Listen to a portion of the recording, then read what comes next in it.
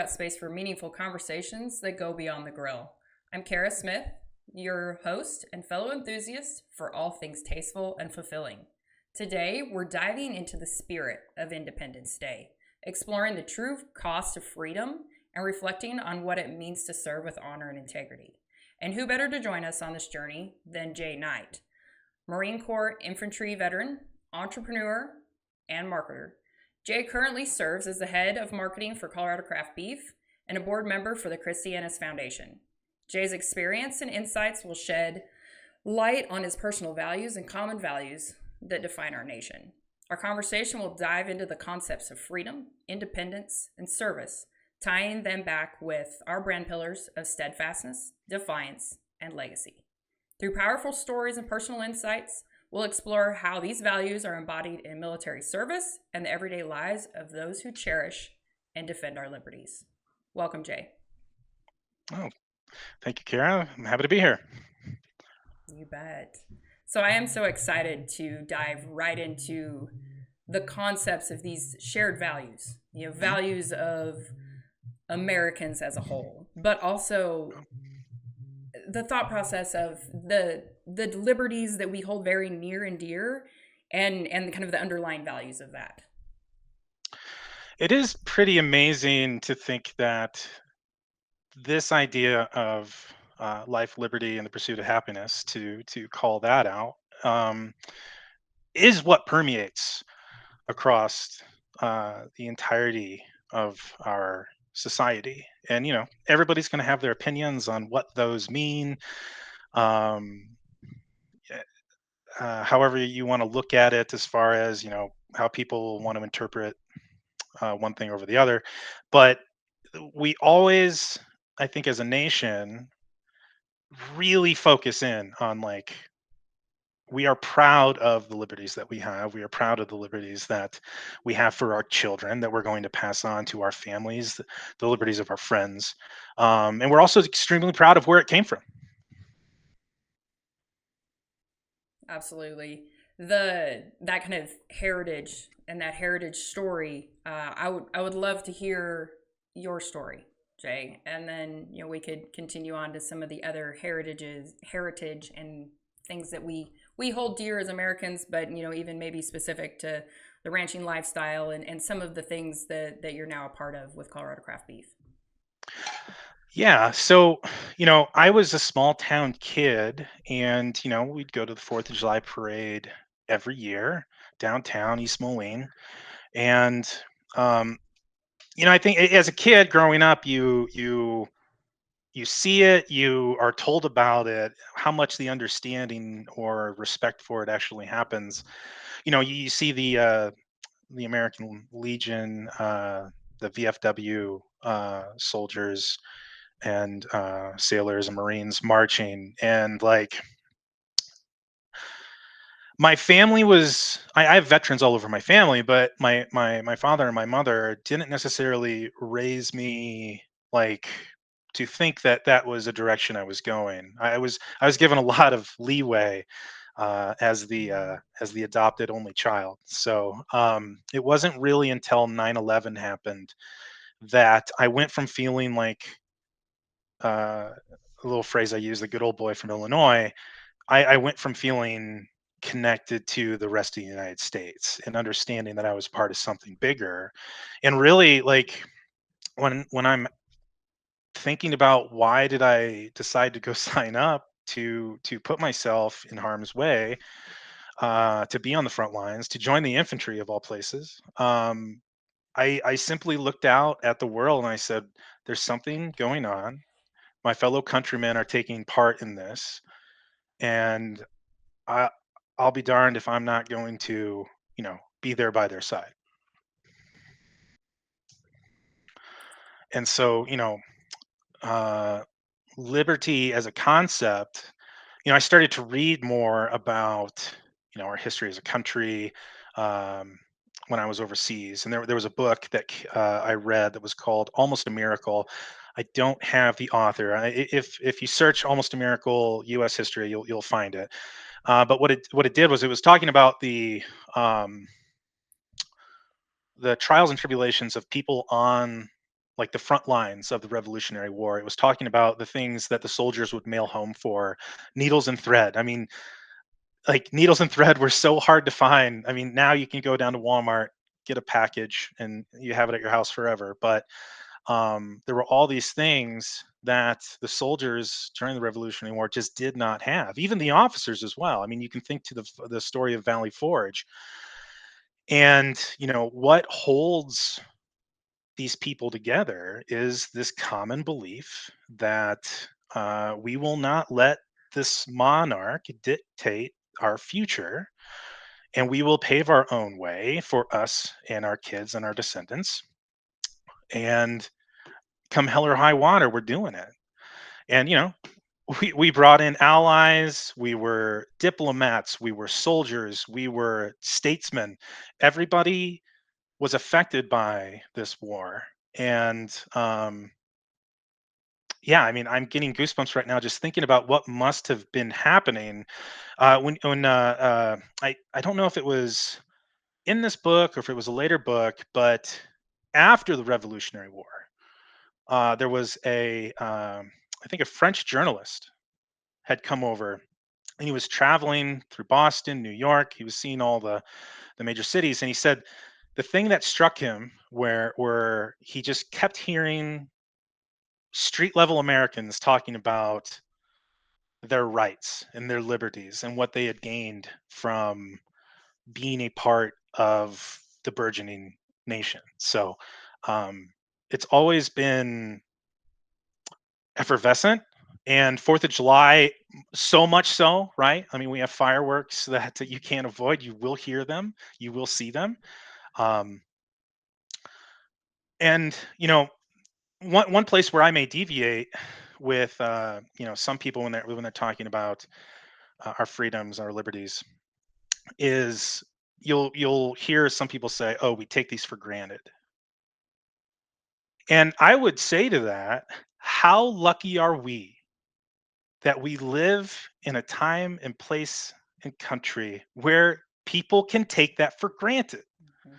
And because for us this is our way of life, and should anyone intrude on that, God help you. But for the most part, we go about our lives. We don't have to think every day. You go to the grocery store, oh, thank goodness I've got the liberties that I have going down the street. But that's how much it is a part of who we are as a people. Yeah, I couldn't agree with that more.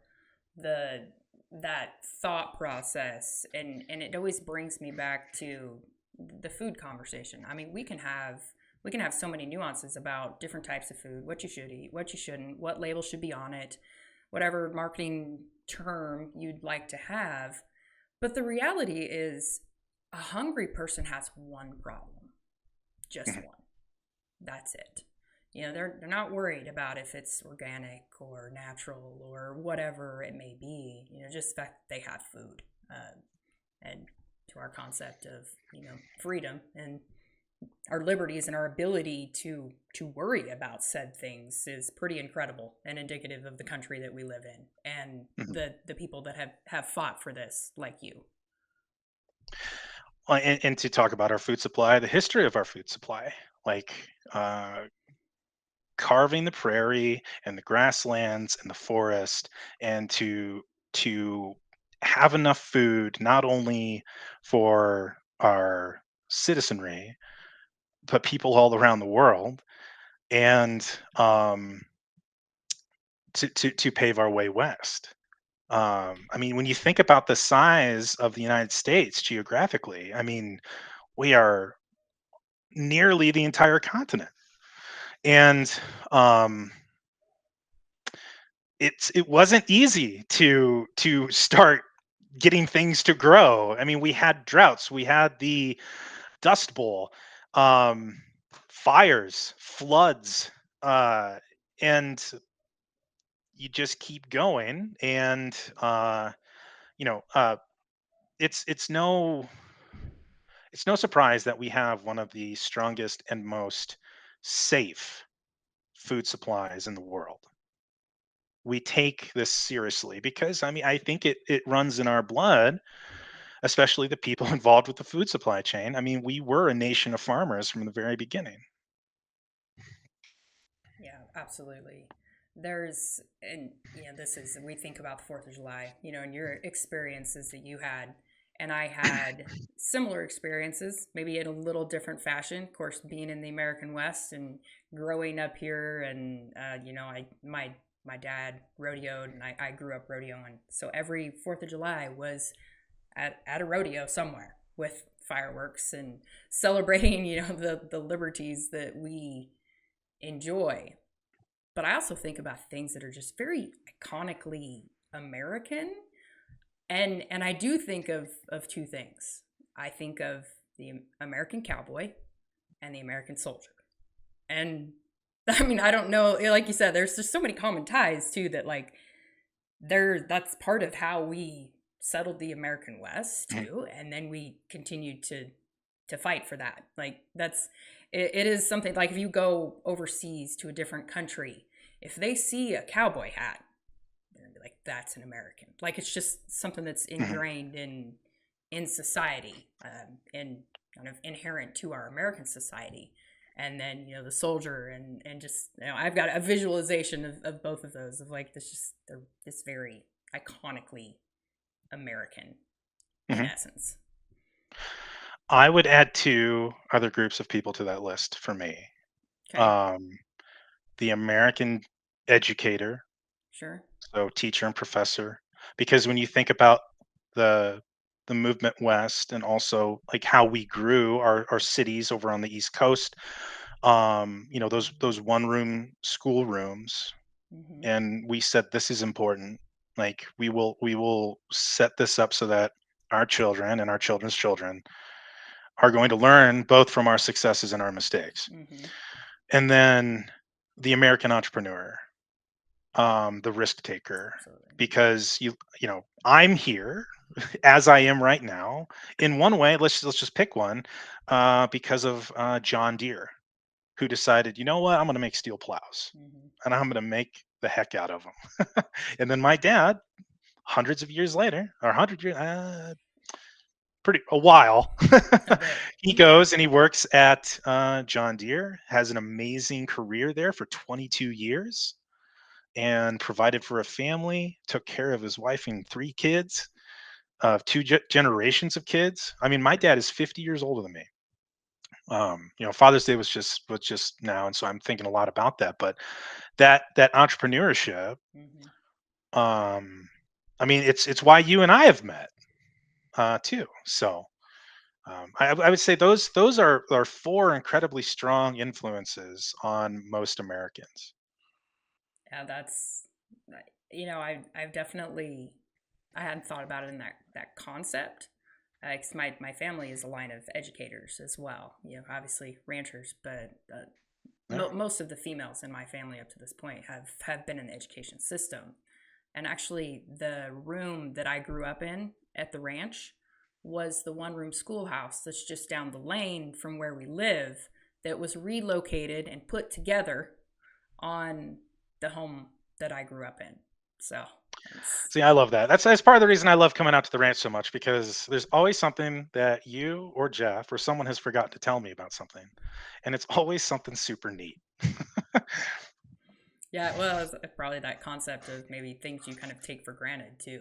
You don't really think about it until you have these types of nuanced conversations and these conversations that really do matter that have these common themes and common ties and common alignments until you're like, oh, yeah, that is something to consider.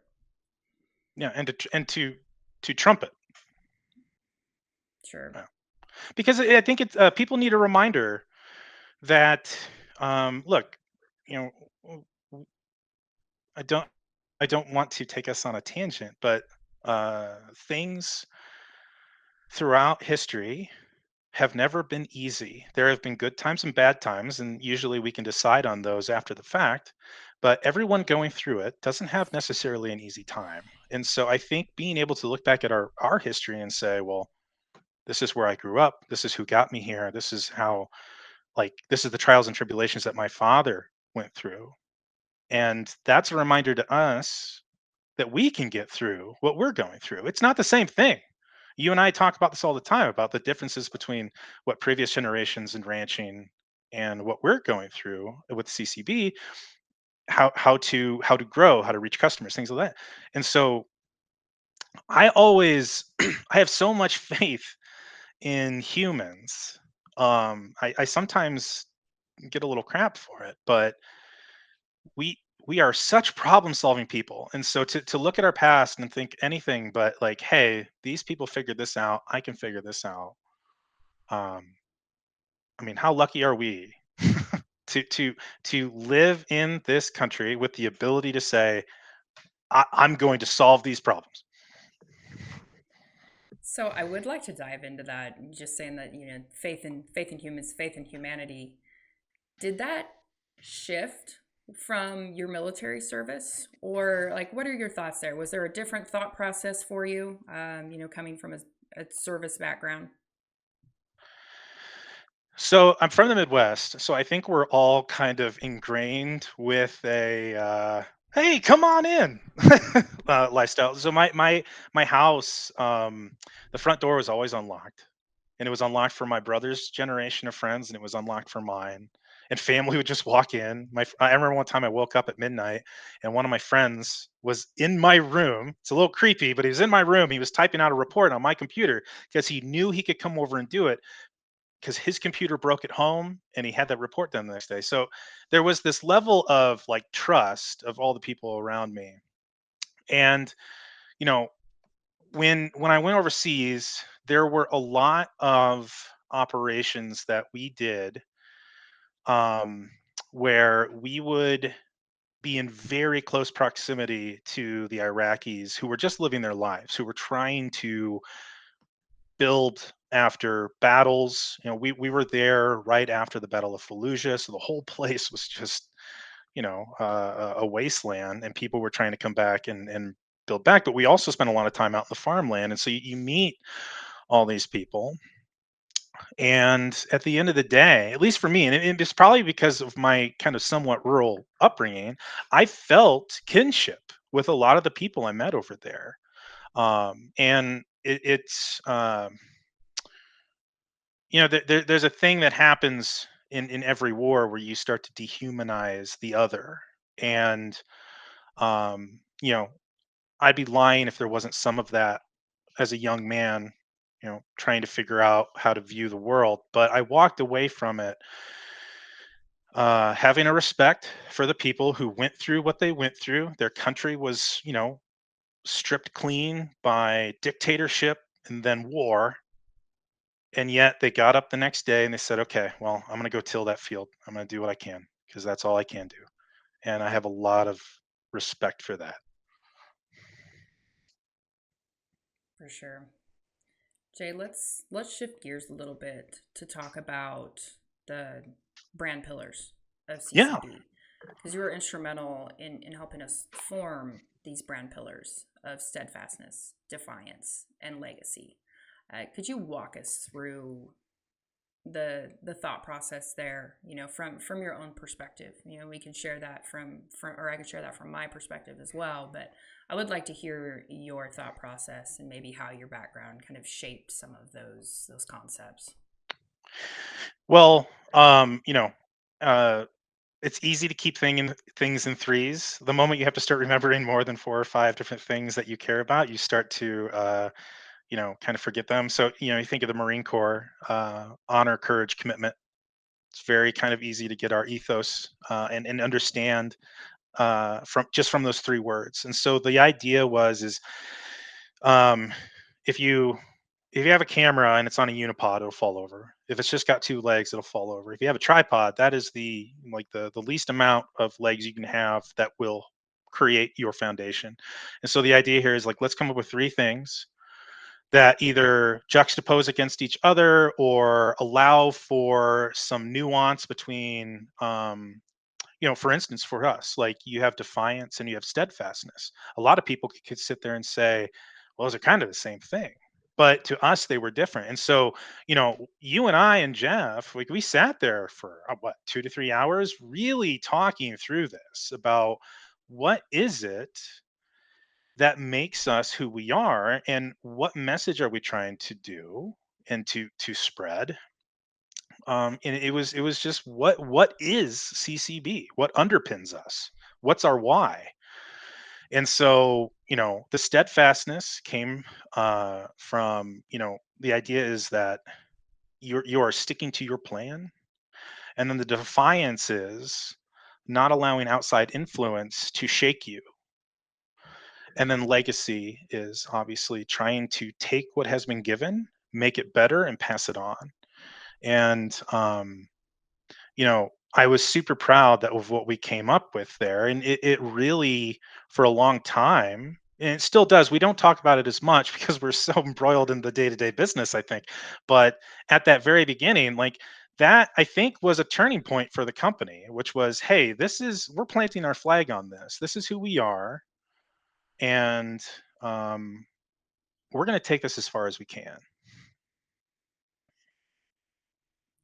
One in particular that we continue to have conversations around is that legacy piece. Of Mhm. course, that's very near and dear to my heart, coming from a generational ranch, and thinking about that legacy that has been, I guess, in a way, bestowed upon. I have the Mhm. responsibility for in some ways.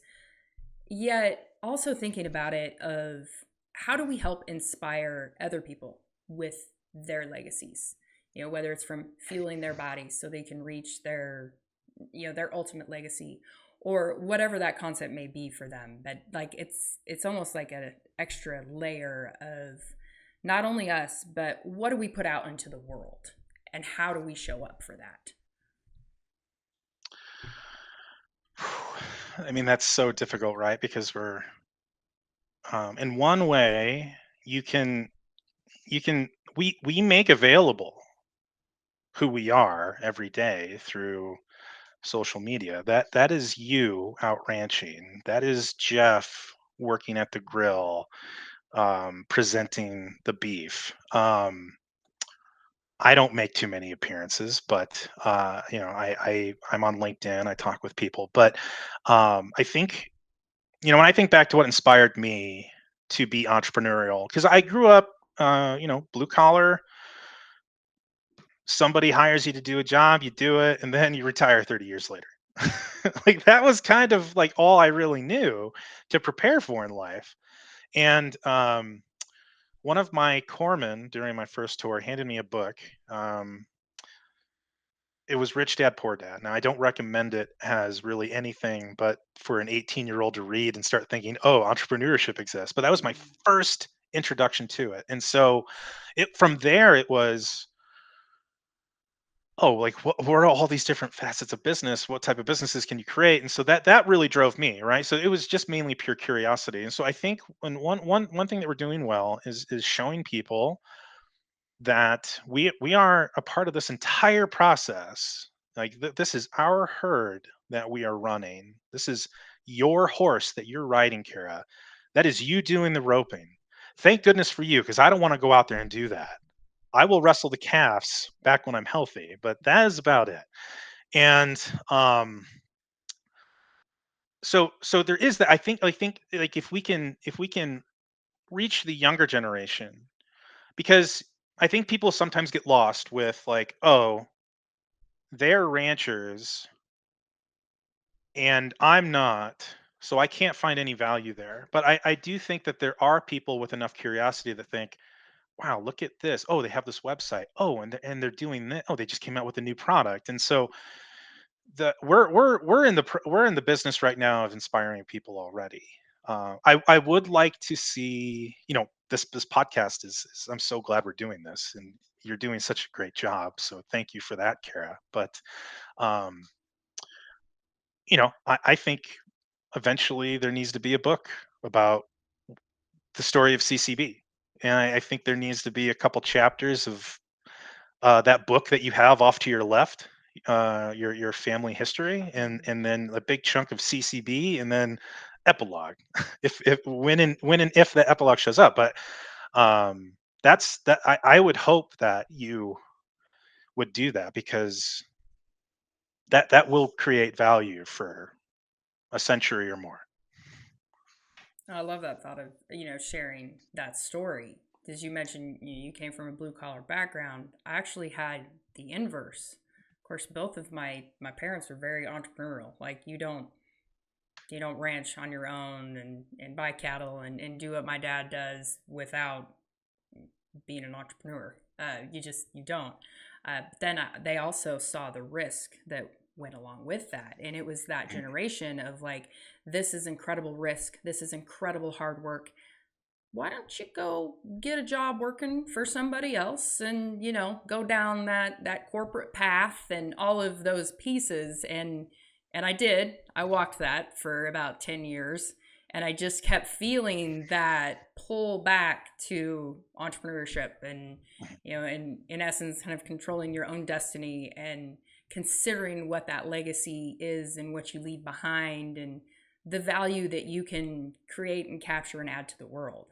And it finally, I was like, if somebody's gonna do it, then I suppose I'm gonna go do it, because I couldn't sit around a table and complain about all the things that were happening within the cattle industry, within the food space, within, honestly, you name it. I mean, we'll always complain about the weather because we can't control that anyways, and that's just about what you do. But Yeah. we're complaining about everything, or in general consensus, the community was, and there wasn't a whole lot of, step up and take action and do something.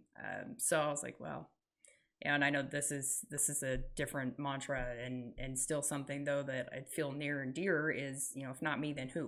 Kind of like from Ryan Yeah. Mannion and the Mannion Foundation of like, consider, put your money where your mouth is too. Right. Go out and do it. Yeah, I mean, I have friends who are very risk averse. And I have friends who will be like, How do you just do these things?" And one, I've been a gypsy for the last 12 years. So I didn't put down roots until last year. But um once I kind of saw the ability to be creative, to be autonomous, that's the big thing I preach to people is, um, you know, we all answer to somebody. Um, so the level of autonomy you're looking for is, as you go higher, you have less and less amount of people who can call you up and ruin your day. And so that's what I'm looking for, is to only have maybe one or two people up here. When you're just getting started, there's a lot of people who can call you and be like, "Hey, you need to come into work. Somebody quit." Like that type of stuff. So, the autonomy was really what I was looking for, but also just like taking the intangible and making it tangible. That like my first business I ever started was with my best friend Brian. We were in college, and it was right after I got out of the service, and I couldn't wait to get started. And we were just like chickens with our head cut off trying to get it started, and put all my money into it. I wasn't saving anything. I walked out of it completely broke, but I learned so much, and it prepped me for the next venture, which prepped me for the next bad idea, which prepped me for, being able to look at myself and say, Jay, these are really bad ideas. Until finally in 2020, I quit a very good job because I had to be in charge of my own destiny. And I think, I know your story pretty well, and I think you felt the same way. Yeah, I agree. And I think that pulls back into one of our underpinnings of the conversation of freedom. You Mhm. know, Yeah. freedom Yeah. to, Freedom to take risk and, uh, you know, become poor temporarily. yes, yes. Live like no other, right? Yeah. I mean, I can share the nomad kind of conversation too. I definitely went through a stint of that. I Yeah. always had You've been roots, all over. but yeah, I always had roots, but felt like needed to explore to see what's out there, just S- to make sure. So outside of where you are, because you're right down the road from where you grew up, what was your favorite place? Boise, Idaho. Boise was amazing. I've Mm-hmm. only been there twice. Yes. Yeah. The only downfall is it was a long ways from the ranch. Yeah. Yeah. Yeah.